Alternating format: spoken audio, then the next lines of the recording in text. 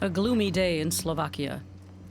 As gloomy as the country's political climate, says Jan Kuciak, which he believes is partly his brother's fault. I don't want to talk about that. All has already been said.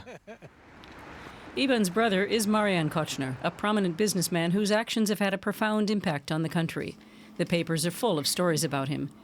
Ivan no longer talks to his brother, and he's tired of talking about him. Marian stands accused of having ordered the killing of journalist Jan Kuciak, a murder that sent shockwaves throughout the country. This was not a disagreement between different mafia groups.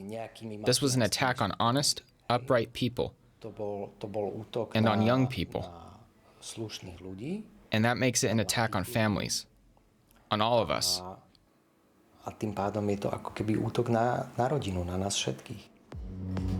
The brothers have little in common. Ivan runs a small confectionery. His brother was power-hungry and has long been thought to have ties to organized crime.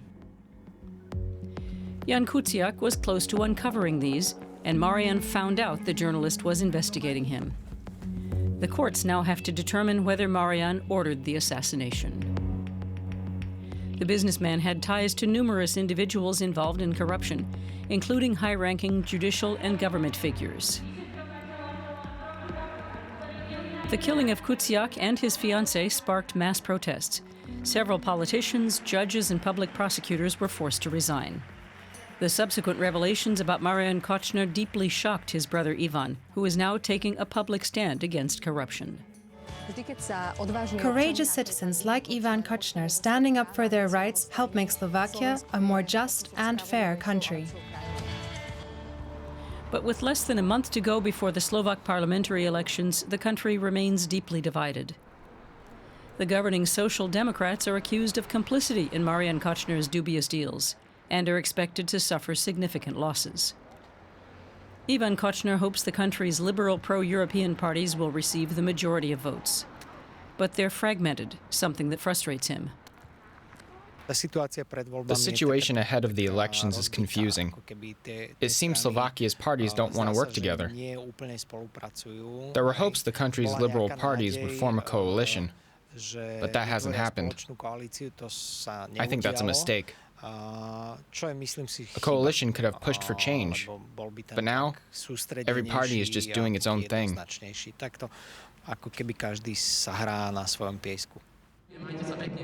Jan Kuciak worries the country's far-right extremist People's Party could benefit from this situation. They've been railing against the country's Roma minority, the EU, and European liberal values. Polls indicate they could benefit from the population's disillusionment with the political class.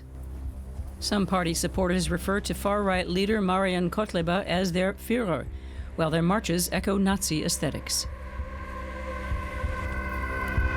For some voters, it's hard to feel hopeful. The general atmosphere is bleak. The weather is really bad, and so is the mood. Jan